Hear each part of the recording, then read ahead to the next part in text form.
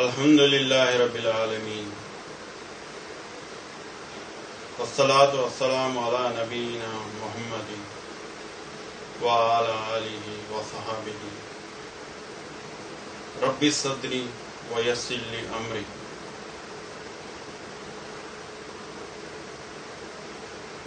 I welcome you all with the Islamic greetings.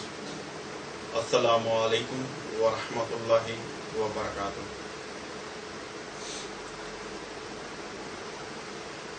Today's our initiative is from Teach Foundation.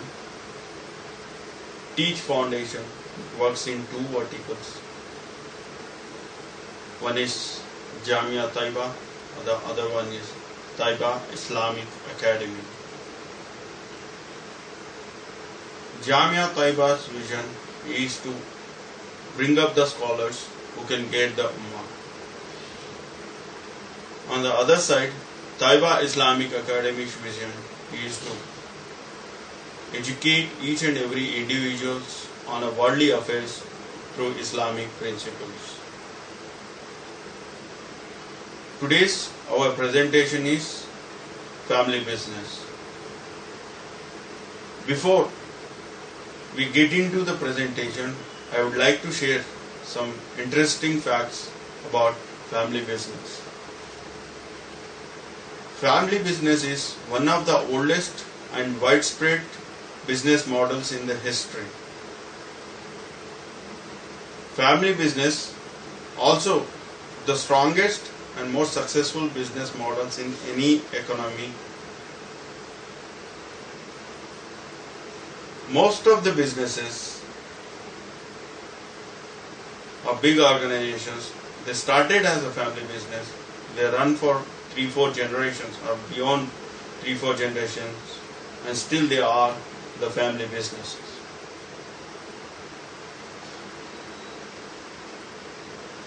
From Islamic perspective, business is ibadah. If you are doing it alone, it's rewarding. If you are doing with few more people, it's more rewarding. And if you are doing with your family members, rewards are unlimited and multifold. On that note, I welcome you all once again to our today's presentation, Family Business. In today's presentation, our learning objective would be how a family business can adapt to ever-changing business environments, and how a family business can adapt to modern business tools with the Islamic principles.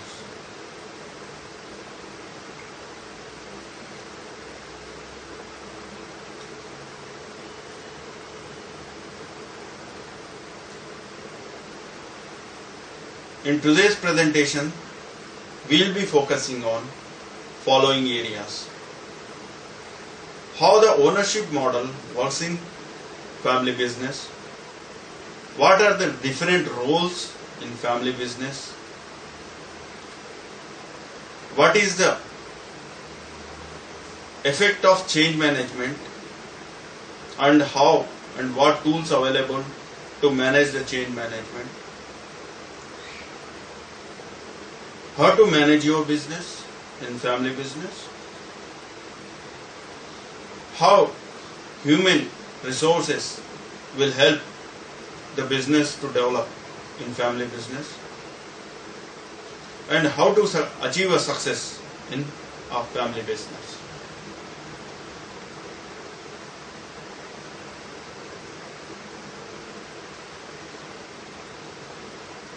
Ownership structure is very important distinction in family business. If you take a look at the corporate business structure, ownership and business are in different hands. And when it comes to family business structure, which is very much entrepreneurial business structure, ownership and business are in the same hands. When ownership and business are in the same hands, it is highly likely that owner's personal ambitions going to overlap with the business decisions. And when owner's personal ambitions overlaps with the business decisions, it will affect the strategic plan of the business. What it will do? It will affect the strategic plan of the business. For this reason, it becomes very, very important to establish the personal ambitions of the owner. When personal ambitions of the owner been established,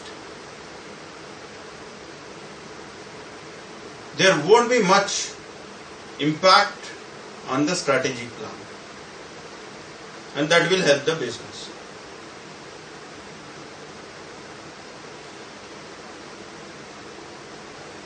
You can understand that from the following diagram. You can see in a red circle ownership and in a blue circle business. In corporate structure there are two different entities and they are not overlapping with each other. When it comes to family business structure, you can see clearly the red circle, which is representing ownership, is overlapping with the blue circle, which is again a business. For this reason, it's very, very important to establish the owner's personal ambitions in family business. From ownership, we are moving on to other different roles in a family business and how they will have an impact on the family business. If you look at the other roles in the family business, it can be just a family member in the business or the one somebody who is working in the business, also the person who also invested into the business. To make it more understandable, we have taken a diagram where you can see 7 different roles, and we have divided into 2 parts. First to 3 are the very independent roles which are not mixing with other roles, and from 4 to 7, if you look at, these roles are having multiple roles. These are the individuals who are having multiple roles in the business. If you look at the one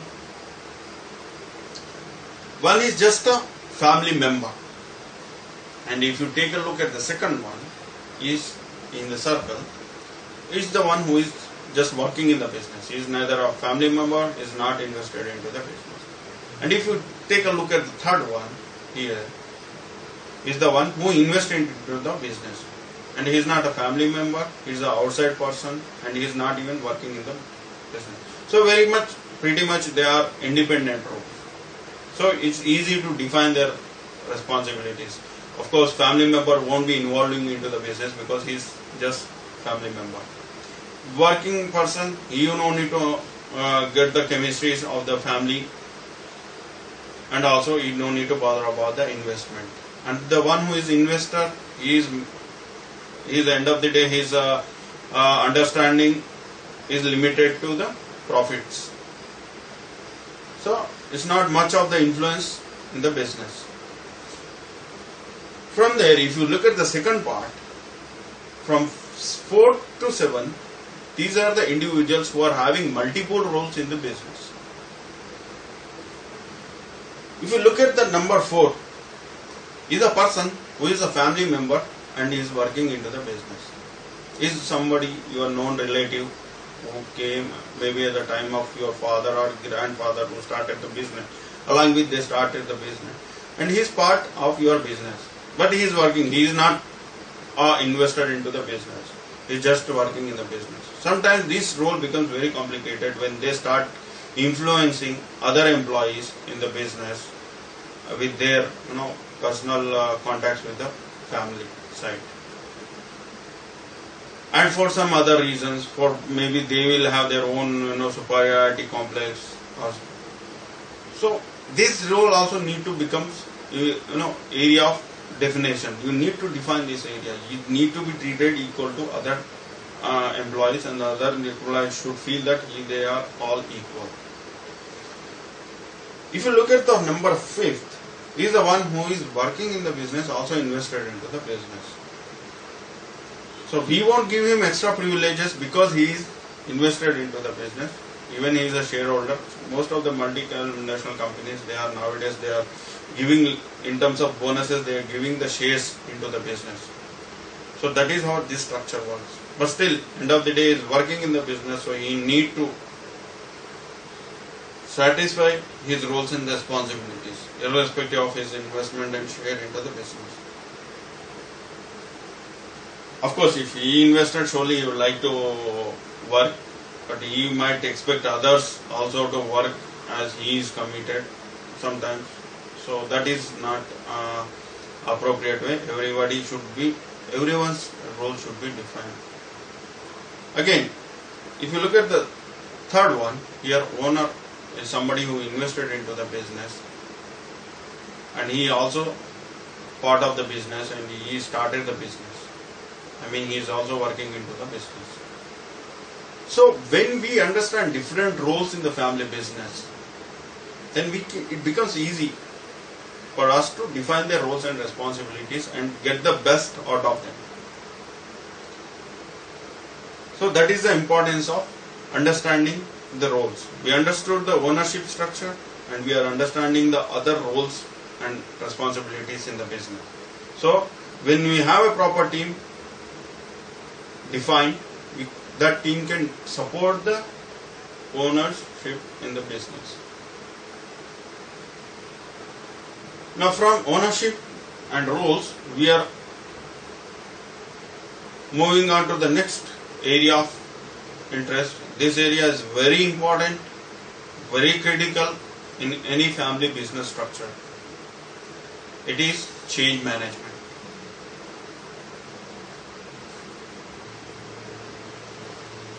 It is very good saying in the business circles that family business won't last more than 3 generations. It is a very bad impression on family business that they won't be able to survive more than 3 generations.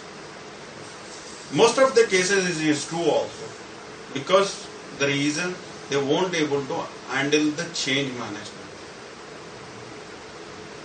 If you use the change management, it can be a tool for your success, a success for your business. Most of the change management, at the time of change management, most of the family businesses fail because they try to apply the old methods into the ever-changing business environments. They try to apply the old methods to ever-changing environments in the business. So it is very important to coordinate with the ever-changing environments in the business. How we will do that?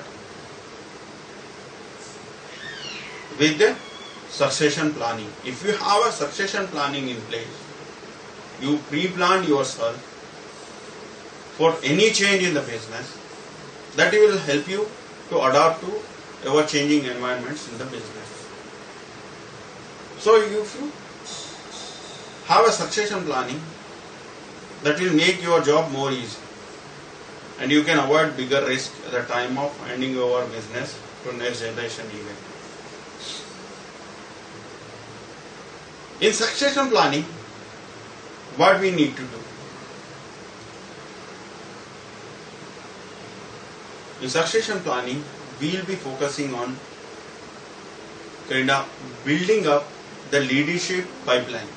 That means when you are in charge of the business, don't relax and don't assume that you will be there for years.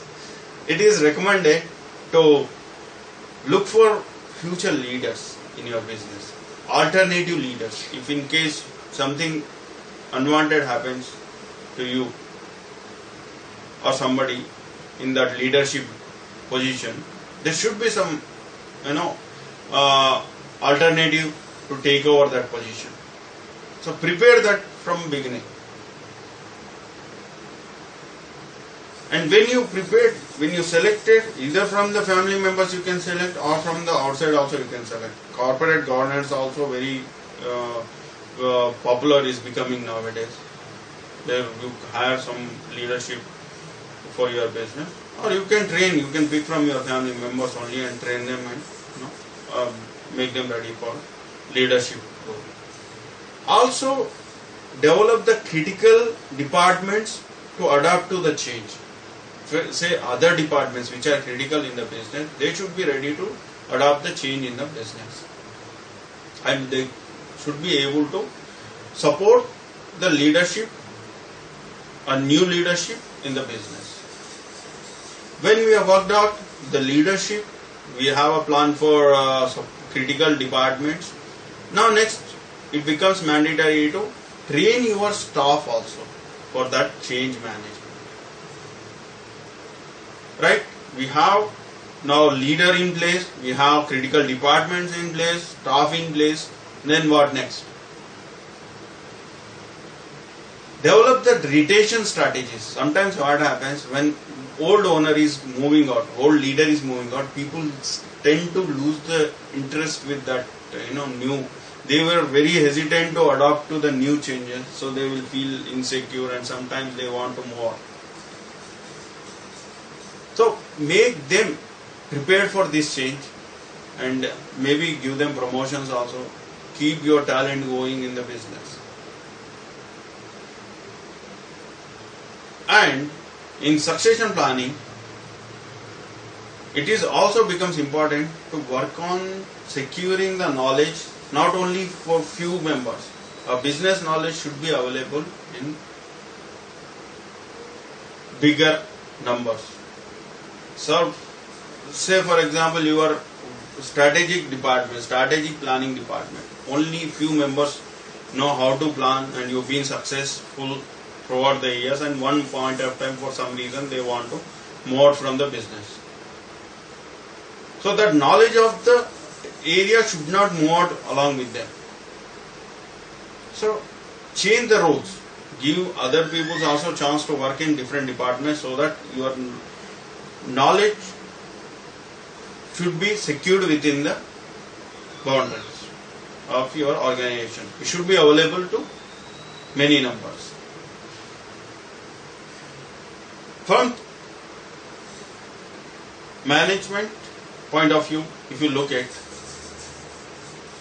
which is our next area of interest, management also becomes one of the important areas in family business.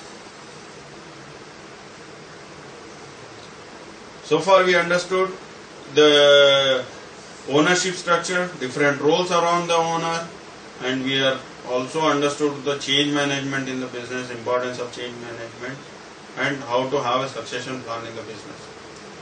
The next area of interest is management. It is very important.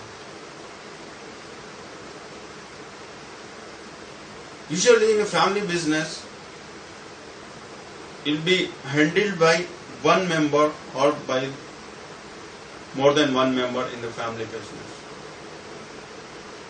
So, it is more than one member in the family business who is handling is into the management. It becomes very much need of having an equal say. Everybody should be able to convey their thoughts on an equal basis. There are some small issues also in the family business management.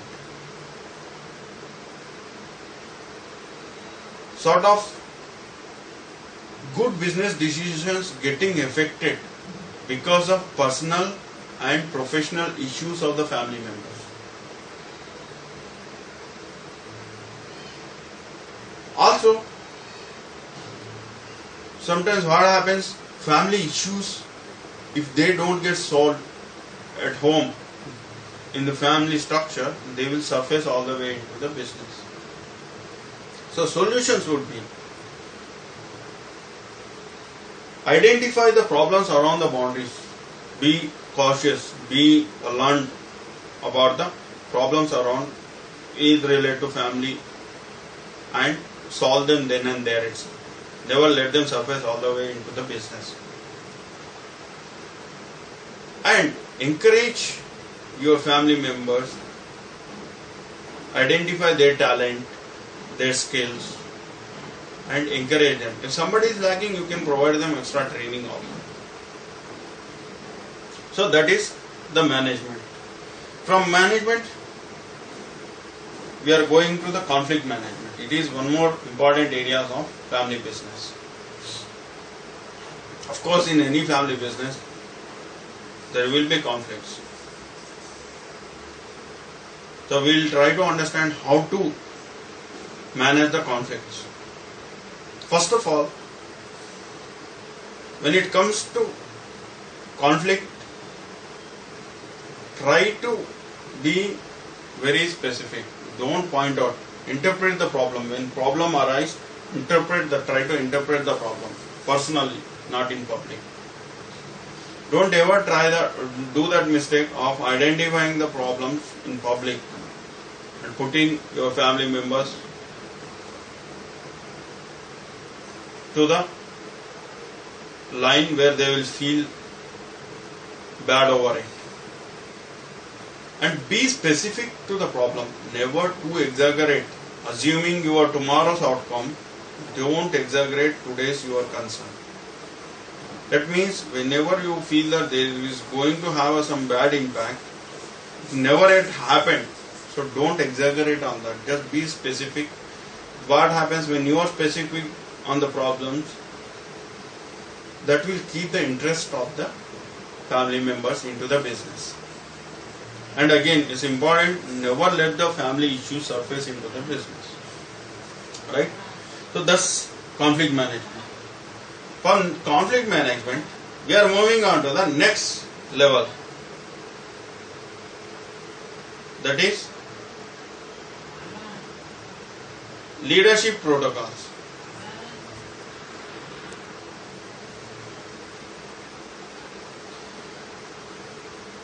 Sorry guys, there was a urgent call. Now, next area of interest is leadership protocols. This is one more important area in any family business. When it comes to family members, set not only for the family members, in the business, set the rules. It's very important. Of course, who might be doing it. When we set the rules, that will makes our job easier. As a managers, it will become easier for us to handle the business. Even to the family members, set the rules in the family business. And when you set the rules, along with that, define the roles and responsibilities of every family member who is working in the business. When they understand their roles and responsibilities, then ultimately your job becomes easy. If they just assume that they are the family members, they have all the privileges, freedom, they can do whatever they want, whenever they want they can come, they can go, and they won't want to work, and they will start pressing other non-family members who are working in the business. That will spoil the structure of the working structure of the business. Right? So for that reason it becomes very important to define and set the rules of family members. Also to other staff, of course you will do for others. Especially you need to do for the family members.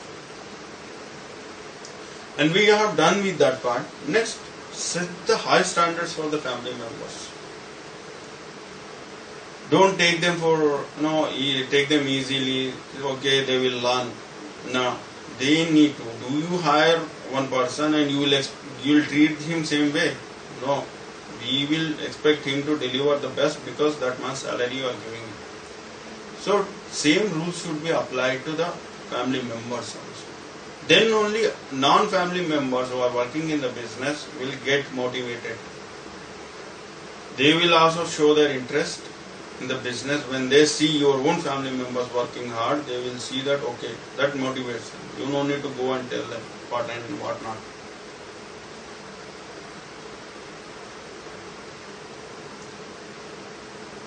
And when you set rules and define the responsibility of family members and you set the high standards in the family members, you are almost relaxed from that part. And better avoid any conflicts, try to manage the conflicts around the boundaries in the family business.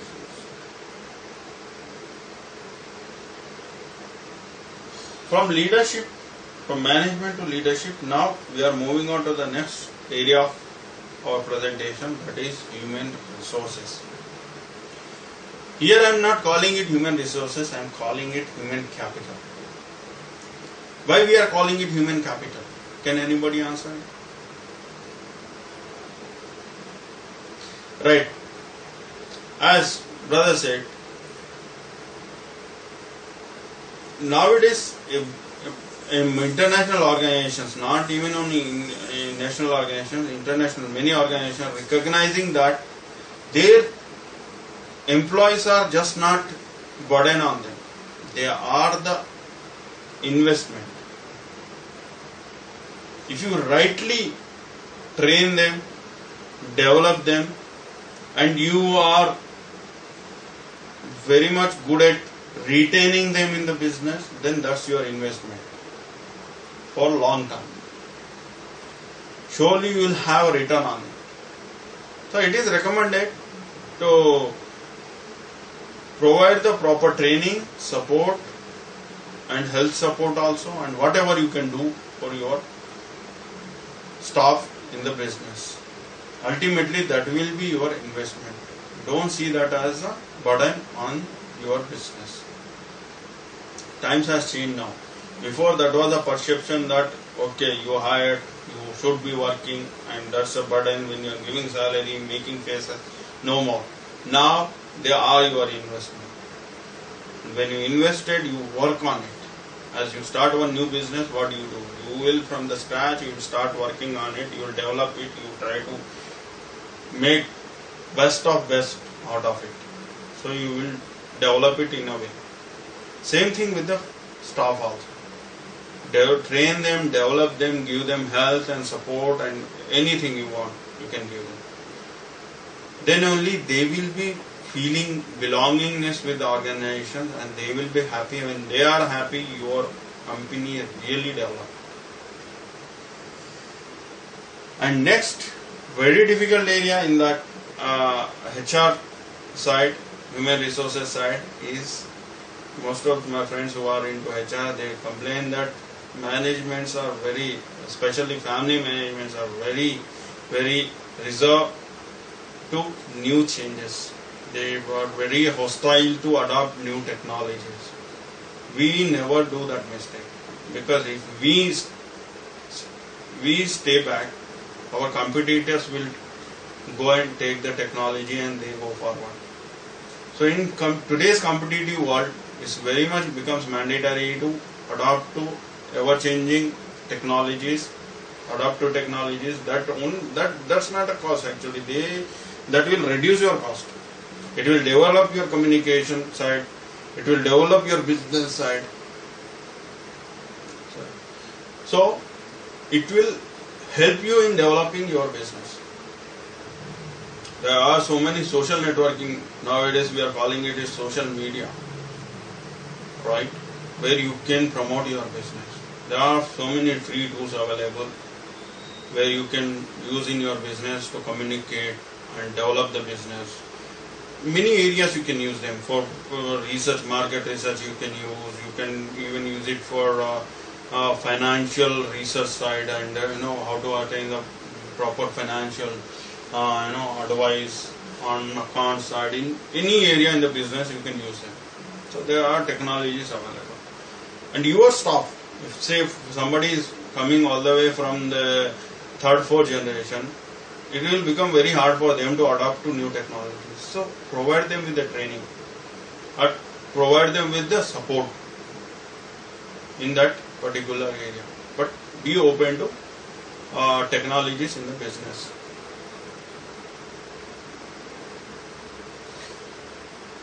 Now from leadership, we are moving on to the next level, which we are waiting for to hear today, is success. How to secure the success in the business. We have learnt the ownership role, ownership and other roles. We understood how the chain management works, how the management need to be taken care, and how to do the leadership in the, how to maintain the leadership in the business.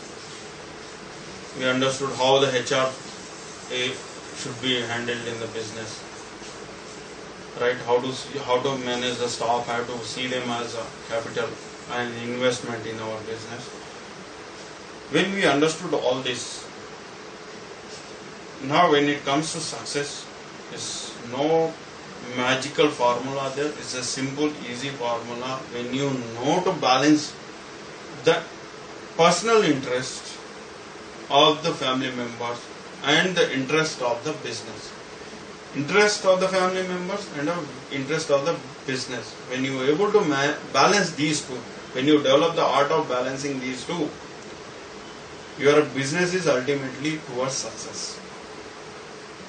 I know it's very difficult in a family business to establish that balance, but when you keep practicing on that area, you will be able to balance the interest of the family members, also the interest of the business. When they are balanced, your business is all set the platform for the success of your family business in any changing environment. Also, it is very recommended to be open for the professional help in different areas in your business. If needed, take the professional help, such as the areas, business strategic side, research side in the business, finance, account, IT, anywhere you can take the professional help in the business. And on the communication, there are people who are professionally doing it. And when you get that professional help, they will be updated with the current markets. Their job is to do that. So when they are doing it, it will really help you. You won't be able to cover all the areas, concentrate on each and every area, because that's not your job. Your job is to manage the business and run it in a successful way.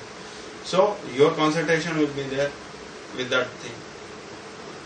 These are the professionals who are working on each and every particular area. That's their lifetime work. So that will really help you. So I recommend to be open for the professional help in the family business. On that note, I wish you all the success in your businesses, and I'll thank you all for being present here and giving your time. Thank you once again. Jazakallah khairan.